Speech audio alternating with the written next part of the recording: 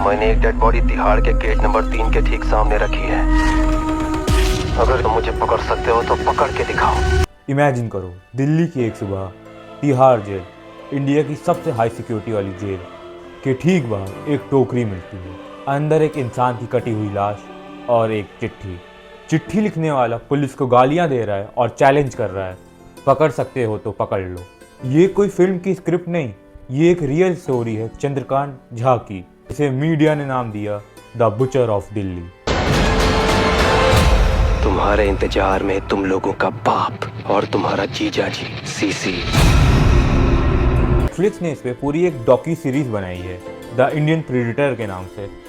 लेकिन क्या उस सीरीज ने पूरी सच्चाई दिखाई है? क्या झा सिर्फ एक कोल्ड ब्लडेड मर्डरर था या उसके शैतान बनने के पीछे पूरे सिस्टम का हाथ था? आज हम इसी केस की वो परतें खोलेंगे जो शायद आपने मिस कर दी हों। 4 or 5 months you have 3 or 4 murders. Although different body parts were dumped in different parts of Delhi. ना तो विक्टिम का पता था, ना अक्यूज्ड का पता था।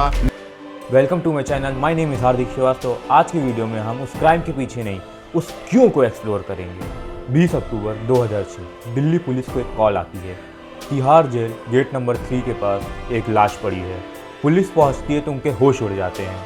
सिर कटा हुआ जिस्म एक टोकरी में बंद और साथ में वो लेटर जो पुलिस के सिस्टम पर एक तमाचा था। किलर ने सिर्फ कत्ल नहीं किया था, बल्कि वो जस्टिस सिस्टम के दरवाजे पर लाश छोड़कर उसका मजाक उड़ा रहा था। पुलिस इस मामले को सुलझा पाती उससे ही पहले किलर ने अपना दूसरा गिफ्ट भी भेज दिया। अप्रैल 2007 सेम जगह तिहाड़ जेल के बाहर एक और लाश, इस बार और भी बुरी तरह कटी हुई। हाथ पैर यहाँ तक कि प्राइवेट पार्ट्स भी अलग कर दिए गए थे। फिर मई 2007 में तीसरी लाश। एक के बाद एक दिल्ली में दहशत फैल चुकी थी। पुलिस के हाथ खाली थे, उन्हें विक्टिम की आइडेंटिटी तक नहीं पता थी। ये कौन है जो दिल्ली पुलिस को खुलेआम चैलेंज कर रहा है? केस का ब्रेक थ्रू किसी डीएनए टेस्ट या हाईटेक जांच से नहीं हुआ, बल्कि एक सब इंस्पेक्टर की मेमोरी से हुआ। उसे सालों पुराना 1998 का एक ऐसा केस याद आया। उस टाइम भी एक ऐसी ही लाश को तिहाड़ जेल के बाहर छोड़ा गया था। फिर पुलिस ने कैसे इन डॉट्स को कनेक्ट किया और कैसे चंद्रकांत झा तक पहुंचे, ये आपको नेटफ्लिक्स की सीरीज में दिखाया गया है। पुलिस ने अपने मुखबिरों का जाल बिछाया और आखिरकार 20 मई 2007 को वो उनके हद पे चढ़ गया। नाम चंद्रकांत झा। नेटफ्लिक्स की सीरीज ने इस स्टोरी को काफ़ी ग्रिपिंग तरीके से दिखाया है, मिस्ट्री बिल्ड की है, टेंशन क्रिएट किया है, सस्पेंस बनाया है और ये typical who done it format से थोड़ी अलग थी। लेकिन क्रिटिक्स ने इस सीरीज़ को शैलो और क्लीशे बताया है, क्योंकि सीरीज़ ने काफ़ी हद तक पुलिस का वर्जन दिखाया है। वही घिसी पिटी लाइन, मैंने अपने 23 साल के लाइफ कैरियर में ऐसा केस कभी नहीं देखा। पर सीरीज़ ने झा के साइड की स्टोरी, इसके दावों को इन्वेस्टिगेट करने तक की कोशिश नहीं की। It relied on shock value, पर डेप्थ में जाने से कतराती है। अब आते हैं वीडियो के सबसे इम्पोर्टेंट हिस्से पे। झा कौन था? एक बिहारी माइग्रेंट लेबरर। उसके विक्टिम्स कौन थे? वो भी उसके जैसे बिहार यूपी के गरीब मजदूर। यहाँ एक एकेडमिक कॉन्सेप्ट आता है, बिहारी नेट, एक स्टीरियोटाइप जिसके हिसाब से बिहारी माइग्रेंट्स को आउटसाइडर, जॉब स्टीलर और क्रिमिनल की नज़र से देखा जाता है। 2000s के टाइम दिल्ली में माइग्रेंट्स की स्थिति नरक से कम नहीं थी। उन्हें गीटोज में रहना पड़ता था। बेसिक सुविधाएं जैसे साफ़ पानी या टॉयलेट तक नहीं मिलते थे। उनके हर कदम पर एक्सप्लॉयटेशन होता था।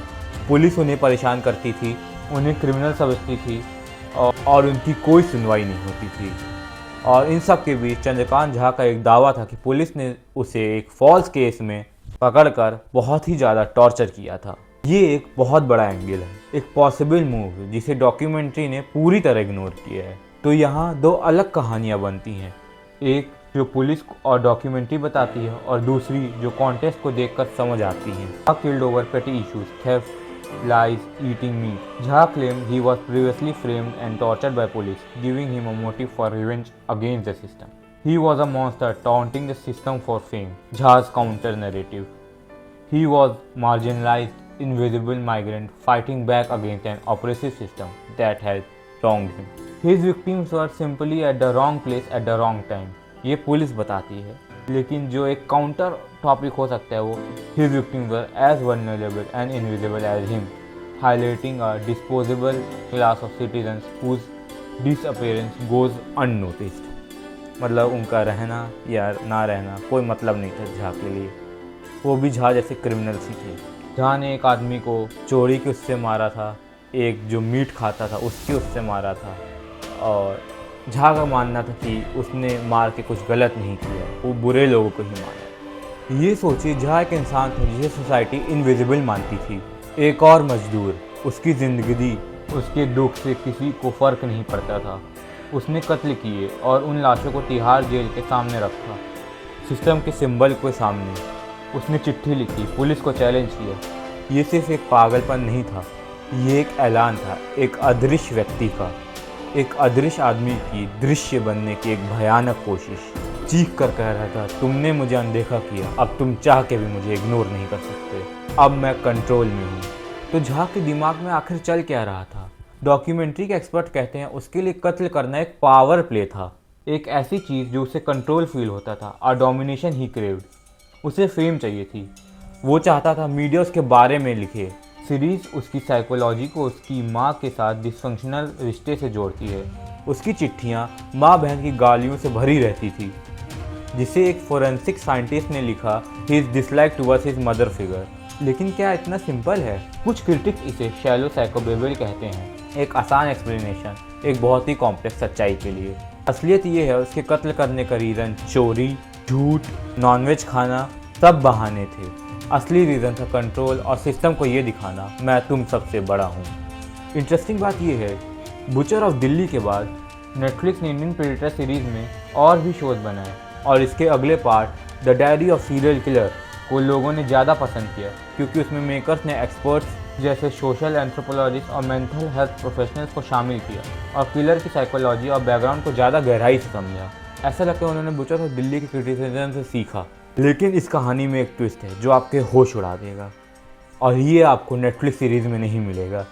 2013 में झा को लाइफ इम्प्रिजनमेंट, जीवन भर की उम्र कैद हुई थी। Case close, right?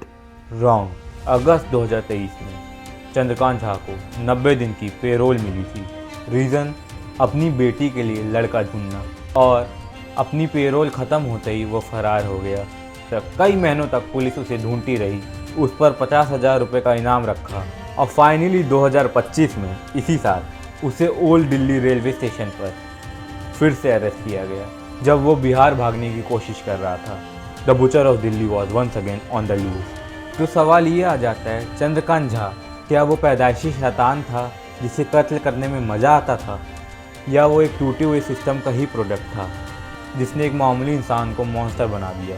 क्या उसकी कहानी एक वार्निंग थी कि जब हम सोसाइटी के सबसे कमज़ोर लोगों को अनदेखा करते हैं तो उनका गुस्सा एक दिन इस तरह भी फट सकता है? आपको क्या लगता है, विक्टिम या विलेन? अपनी थ्योरी नीचे कमेंट्स में ज़रूर बताएं। मुझे आप सभी के पर्सपेक्टिव का इंतज़ार रहेगा। अगर आपको ये इस वीडियो में जो डीप डाइव किया गया टॉपिक में ये पसंद आया हो तो इस वीडियो को लाइक करिए, उन दोस्तों के साथ शेयर करो जिन्होंने वो सीरीज़ देख के रखी है या जिन्होंने नहीं भी देखी है। And for more such investigative content, subscribe to my channel Hardik Shrivastava. See you in the next one. Stay safe, stay secure. नमस्ते, जय हिंद।